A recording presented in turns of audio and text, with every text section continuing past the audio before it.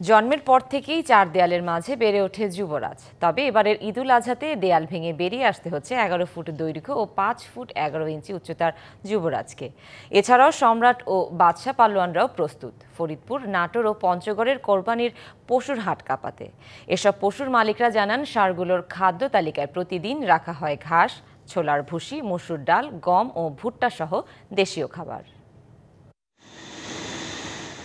ফরিদপুর শহরের বিল মামুদপুর গ্রামের রাকিবুল ইসলাম সবুজের মাইশা ডেইরি ফার্ম শুরু হয় 2015 সালে। দেশি খাবারে লালন করা গরু ও ষাঁড় বিক্রি করে বছরে আয় 50 থেকে 60 লাখ টাকা। তার গরুগুলোর যত্নে আছে 6 জন শ্রমিক। এই বছর তার বড় ষাঁড় বাদশা। ছোট থেকে লালন পালন করছি, নিজের সন্তানের মতো কপিয়ে করে। তো লালন পালন করতে অনেক পরিশ্রম। 100-র অধিক গরু আছে, তার ভিতরে এবার কোরবানির জন্য প্রস্তুত করা হয়েছে 10টির মতো ষাঁড়।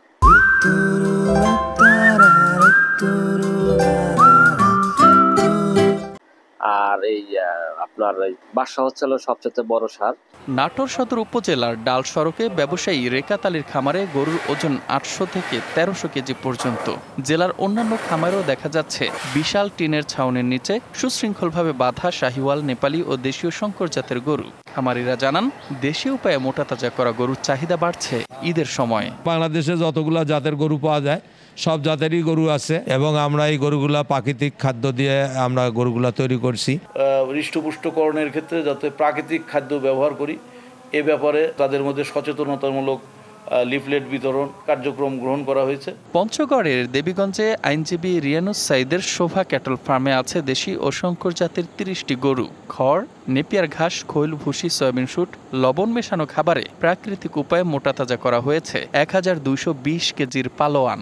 একটি গরু রয়েছে যেটা 1220 কেজির উপরে ওজন স্কেলে, হ্যাঁ, এবং এছাড়াও 850 কেজি ওজনের একাধিক গরু রয়েছে। ইনজেকশন করা বা ফিট খাওয়ানো, এটার কোনোটাই আমার গরুগুলোকে করানো হয়নি।